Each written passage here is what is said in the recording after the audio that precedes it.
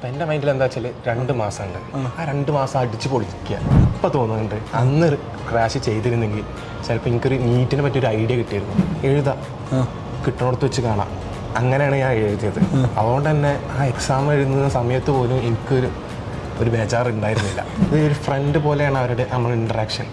Brother ഏത് വഴിയിലാണെങ്കിലും നമുക്കൊരു bond ഉണ്ട്. പേഴ്സണൽ അവരുടെ റിലേഷൻഷിപ്പ് എല്ലാവർക്കും സാധനങ്ങൾ പ്രശ്നങ്ങൾ സാറോട് പറയാൻ പറ്റില്ലല്ലോ. അവരുടെ സ്കൂളിൻ്റെ ഇടയിലുള്ള ഹലോ, നമ്മുടെ കൂടെ ഇന്നുള്ളത് ഹിഷാമാണ്. ഹിഷാം ഇപ്പോൾ മഞ്ചേരി മെഡിക്കൽ കോളേജിലെ 3rd ഇയർ മെഡിക്കൽ സ്റ്റുഡൻ്റ് ആണ്. നമ്മുടെ ഡോപ്പയിലുള്ള സ്റ്റുഡൻസിൻ്റെ മെൻറ്ററായിട്ട് വർക്ക് ചെയ്യുന്ന ആൾ. അപ്പോൾ നമ്മൾ മെൻറ്റേഴ്സായിട്ടുള്ള ഒരു സെഷൻ, ഇൻട്രാക്റ്റീവ് സെഷൻസിൽ ഇങ്ങനെ ഇരിക്കുകയാണ്.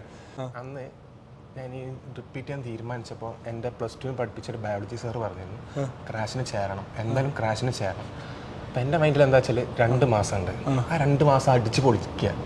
അത് പഠിക്കേണ്ട ആവശ്യമില്ല. എന്നിട്ട് റിപ്പീറ്റ് ചെയ്യുമ്പോൾ എല്ലാം അടിച്ചു പൊളിച്ചിട്ട് പിന്നെ റിപ്പീറ്റ് ചെയ്യാൻ പോവാണ്. പക്ഷെ എനിക്ക് അന്ന് ഇപ്പം തോന്നുന്നുണ്ട് അന്ന് ക്രാഷ് ചെയ്തിരുന്നെങ്കിൽ ചിലപ്പോൾ എനിക്കൊരു നീറ്റിനെ പറ്റിയൊരു ഐഡിയ കിട്ടിയിരുന്നു. ഐഡിയ കിട്ടി കഴിഞ്ഞാൽ പിന്നെ എനിക്ക് ആ റിപ്പീറ്റിൽ തന്നെ എനിക്ക് കയറി പോകായിരുന്നു. കാരണം നീറ്റിനെ എങ്ങനെ അപ്രോച്ച് ചെയ്യണം പഠിക്കാൻ കുറച്ച് സമയം എടുത്തു എനിക്ക് റിപ്പീറ്റിൻ്റെ സമയത്ത്.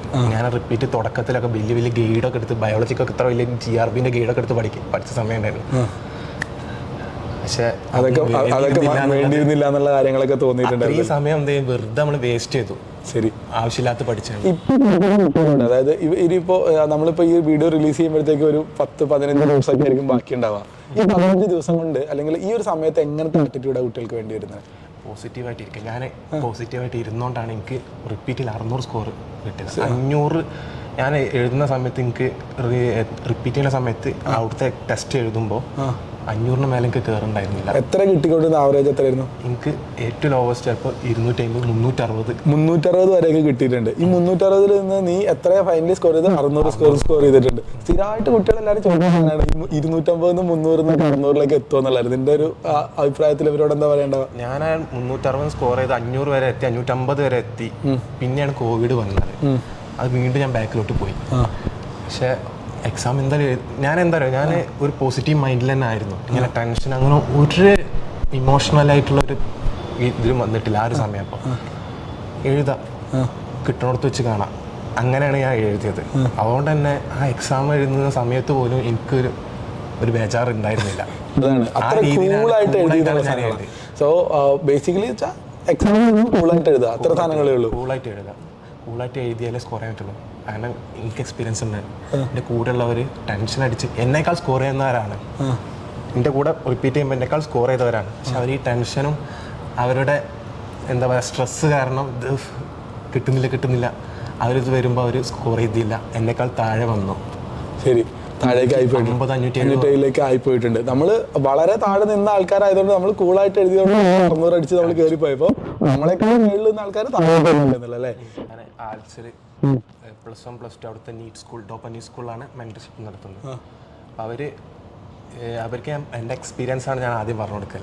ഇങ്ങനെയൊക്കെ ആയിരുന്നു, നിങ്ങളെപ്പോലെ ടെൻഷനല്ല തുടക്കത്തിൽ നമ്മൾ എന്താ ചെയ്യേണ്ടതെന്ന് അറിയാത്തൊരു വെപ്രാളം ഒക്കെ കഴിഞ്ഞ് വന്ന ആൾക്കാരാണ്. അതുകൊണ്ട് തന്നെ ആദ്യം അവരോട് പറയല, എന്തെങ്കിലും വിഷമം ഉണ്ടെങ്കിൽ കൂടെ ഉള്ളവരോട് പറയണ്ട, എന്നോട് ഓപ്പണായിട്ട് പറഞ്ഞാൽ മതി. കാരണം എനിക്ക് അതിനുള്ള സൊല്യൂഷൻ പറഞ്ഞു തരാൻ പറ്റും. നിങ്ങളെല്ലാ രീതിയിലും പോയ ആളാണ്.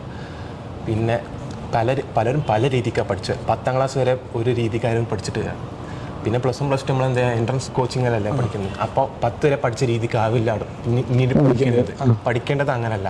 അപ്പോൾ അതെങ്ങനെ പഠിക്കണം, ചിലപ്പോൾ അവർക്ക് നല്ല ബുദ്ധിമുട്ടുണ്ടാവും. ഒരു 10 വരെ പഠിച്ച മാതിരി അവർക്ക് മുന്നോട്ട് പോകാൻ പറ്റുള്ളൂ. +1 +2 അതിൽ നിന്ന് മാറ്റം ഒരു ട്രാൻസ്ഫോർമേഷൻ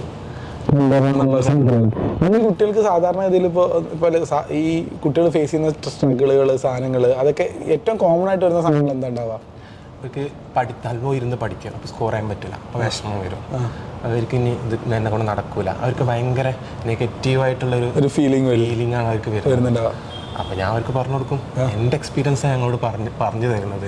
നിങ്ങൾക്ക് അങ്ങനെ ഉണ്ടായിട്ടുണ്ട് ആക്ച്വലി ഈ നെഗറ്റീവ് ഫീലിംഗ് സാധനങ്ങളൊക്കെ വന്നിട്ടുണ്ടോ? നെഗറ്റീവ് ഫീലിംഗ് എന്ന് പറഞ്ഞാൽ മാർക്ക് കുറയുമ്പോഴൊക്കെ നമ്മൾ എക്സ്പെക്ട് ചെയ്ത പോലെ ഞാൻ പഠിച്ചിട്ടില്ല. ഞാൻ ബാക്കിയുള്ളവർ പഠിക്കുന്ന പോലെ ഇരുന്ന് പഠിച്ചിട്ടില്ല. എനിക്ക് അങ്ങനെ പഠിക്കാനും കഴിയില്ല. ഞാൻ ഇരിക്കുന്ന സമയം എഫക്റ്റീവായിട്ട് ഇരിക്കുക. ബാക്കിയുള്ള ചിലപ്പോൾ 2 മണിക്കൂറായിരിക്കും ഇരിക്കുന്നത്. ആ 2 മണിക്കൂർ തന്നാലും നല്ല എഫക്റ്റീവായിട്ട് ഇരിക്കും. അതുകൊണ്ട് തന്നെ ബാക്കിയുള്ള 10 മണിക്കൂർ പഠിക്കുമ്പോൾ അവരതേ സ്കോർ എനിക്ക് വാങ്ങാൻ പറ്റുന്നുണ്ട്. 10 മണിക്കൂർ ഞാൻ 2 മണിക്കൂർ ഇരുന്ന്, അപ്പം എനിക്ക് അത്ര വലിയ നെഗറ്റീവായിട്ട് തോന്നിയിട്ടുണ്ടായിരുന്നില്ല. എന്നാൽ പോലും ഞാൻ സ്കോർ ചെയ്തിട്ടില്ല. ഞാൻ 2 മണിക്കൂറോളം പഠിച്ചുകൊണ്ടാണെന്ന് എനിക്ക് അന്നേരം ഒരു ഫീലിംഗ് ഉണ്ടായിരുന്നു എന്നുള്ളത്. സോ ഭയങ്കര യുണീക്കായിട്ടാണ് പഠിച്ചിട്ടുണ്ടായിരുന്നു. അപ്പോൾ നമ്മുടെ കുട്ടികളൊക്കെ ഭയങ്കര ആത്മാർത്ഥമായിട്ട് ഇതിനെ വീഡിയോ ആണെന്ന് എല്ലാവരും തന്നെ ആയിരിക്കും. ആത്മാർത്ഥമായിട്ട് ഇരുന്നിട്ട് അങ്ങനെ പഠിച്ചു കഴിഞ്ഞിട്ട് മാർക്ക് കിട്ടുന്നില്ലെങ്കിൽ അവരോട് എന്താ പറഞ്ഞു കൊടുക്കാൻ വേണ്ടി പറ്റും നമുക്ക്? അവരോട് ഞാൻ പറഞ്ഞതെന്ന് വെച്ചാൽ, ചിലവർ പെട്ടെന്ന് മുന്നിലോട്ടെത്തും, ചിലവർ സ്റ്റെപ്പ് ബൈ സ്റ്റെപ്പേ കയറുള്ളൂ. ക്ഷമിക്കുക, ഒരു പേഷ്യൻസ് വേണം. മെല്ലെ മെല്ലെ കയറി വരും. ചിലപ്പോൾ നമ്മൾ 4 സ്റ്റെപ്പ് കയറി 2 സ്റ്റെപ്പ് ഇറങ്ങും, വീണ്ടും നമ്മൾ 6 സ്റ്റെപ്പ് കയറും, വീണ്ടും ഒരു സ്റ്റെപ്പ് ഇറങ്ങും.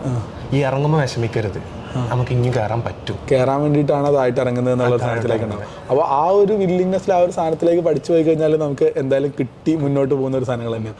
ഇനി ഒരു ഡോപ്പയിലെ മെന്റർഷിപ്പ് എന്ന് പറഞ്ഞ പ്രോഗ്രാമിനെ പറ്റിയിട്ട് 2 വാക്ക് പറയുകയാണെങ്കിൽ എനിക്ക് എന്താ തോന്നുന്നുണ്ടാവുക? ഡോപ്പയിലെ മെന്റർഷിപ്പിന് നല്ലതാണ്. കാരണം എന്താ വെച്ചാൽ, എനിക്ക് ആദ്യം ഒരു മെന്റർഷിപ്പ് അങ്ങനെ കിട്ടിയിരുന്നെങ്കിൽ, ഇപ്പോൾ നമ്മൾ പറയണത് വേറെ സാർമാർ പോലെ അല്ലല്ലോ, സ്റ്റുഡൻറ്റ് അതായത് ഒരു ഫ്രണ്ട് പോലെയാണ് അവരുടെ നമ്മൾ ഇൻട്രാക്ഷൻ. ബ്രദർ ഏത് വഴിയിലാണെങ്കിലും നമുക്കൊരു ബോണ്ട് ഉണ്ട്, അവർക്ക് ഓപ്പൺ ആയിട്ട് ഒന്നും പറയാം.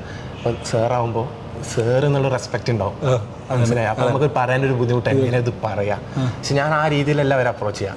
ഞാൻ തോളത്ത് കൈയിട്ട് എന്താ മോനെ എന്നുള്ള, എന്താ മോളെ, ആ രീതിക്ക് അപ്രോച്ച് ചെയ്യുമ്പോൾ എനിക്ക് ഓപ്പണായിട്ട് പറയാൻ പറ്റും. കുട്ടികൾ ഇതുപോലെ പറഞ്ഞിട്ടുള്ള എന്തെങ്കിലും ഒരു സ്റ്റോറിയോ സാധനങ്ങളുണ്ടോ? ആളെ പറയണ്ട, അങ്ങനെയല്ല, ഇതുപോലെ കുറച്ചിപ്പോൾ സാർമാരോട് പറയാൻ പറ്റുന്നില്ല, അല്ലെങ്കിൽ നിങ്ങളോട് മാത്രമാണ് പറയുന്നത് എന്നുള്ള രൂപത്തിൽ അങ്ങനെ പറഞ്ഞ ഒരു കോൺഫിഡൻഷ്യൽ സാധനങ്ങളുണ്ട്? കോൺഫിഡൻഷ്യലാണിപ്പോൾ മെയിനായിട്ട് അവർക്ക് മെയിനായിട്ട് ഫേസ് ചെയ്യുന്നത് ഈ റൂമിൽ ഇഷ്യൂസാണ്. റൂമിൽ മറ്റ് സ്റ്റുഡൻസിനായിട്ടുള്ള ഇഷ്യൂസാണ്. അപ്പോൾ സാറോട് പറഞ്ഞു കഴിഞ്ഞാൽ അത് സാറ് മറ്റ് സ്റ്റുഡൻസിനെ ബോധറിയിപ്പിക്കുന്നുള്ളത് ആ ഒരു പേടി. അപ്പം എന്തോ എന്നൊരു വിശ്വാസമായിരുന്നു. കുട്ടികൾ പറയും, വീട്ടിലെ ഫാമിലി ഇഷ്യൂസ് വരെ അവർ പറഞ്ഞിട്ടുണ്ട്. പേഴ്സണൽ അവരുടെ റിലേഷൻഷിപ്പ്, എല്ലാവർക്കും സാധനങ്ങൾ പ്രശ്നങ്ങൾ സാറോട് പറയാൻ പറ്റില്ലല്ലോ. അവരുടെ സ്കൂളിന്റെ ഇടയിലുള്ള ഒരു ബന്ധമൊക്കെ ആകുമ്പോൾ അതൊക്കെ ഓപ്പണായിട്ട് പറഞ്ഞ് നിർത്താനുള്ള ഒരു സ്ഥലം, പറയാനുള്ള ഒരു സ്ഥലം കിട്ടുന്നുണ്ടാവും. അപ്പോൾ നമുക്കൊരു മുതിർന്ന ആളെന്നുള്ള രൂപത്തിൽ കൃത്യമായിട്ട് ഒരു റെസ്പോൺസ് കൊടുക്കാനും പറ്റുന്നുണ്ടാവും അല്ലേ? ശരി, ഇനിയിപ്പോൾ എന്താ പറയുക, ഇപ്പോൾ ഈ എക്സാം എഴുതാൻ വേണ്ടി പോകുന്ന ആൾക്കാർക്കും ബാക്കി ആൾക്കാർക്കും അവർക്ക് കൂടി ഒരു ലാസ്റ്റ് ഒരു വിഷ് കൊടുക്കുകയാണെങ്കിൽ എന്താ പറയുക? ഇപ്പം തുടങ്ങിയാലും പോസിറ്റീവായിട്ട് ഇരിക്കുക. എന്തായാലും നമുക്ക് സ്കോർ ചെയ്യാൻ പറ്റും, ഉറപ്പായിട്ട് സ്കോർ ചെയ്യാൻ പറ്റും. നമ്മൾ വിചാരിച്ച മാതിരിയല്ല. ഞാൻ എക്സ്പെക്ട് ചെയ്തൊരു 500-550 ആയിരുന്നു, പക്ഷെ അത് എനിക്ക് 600 ആക്കാൻ പറ്റി. റിപ്പീറ്റിൻ്റെ സമയത്ത് 600 ആക്കാൻ പറ്റി. അതുപോലെ നിങ്ങൾ എക്സ്പെക്ട് ചെയ്യുന്നതിനെക്കാട്ടും നിങ്ങൾക്ക് സ്കോർ ചെയ്യാൻ പറ്റും. നീറ്റ് അത്രയും സിമ്പിളാണ്, എല്ലാവർക്കും സ്കോർ ചെയ്യാൻ പറ്റുന്ന, ഒരു ആവറേജ് സ്റ്റുഡൻസിന് പോലും സ്കോർ ചെയ്യാൻ പറ്റുന്നൊരു എൻട്രൻസ് എക്സാമാണ് നീറ്റ് എന്ന് പറയുന്നത്.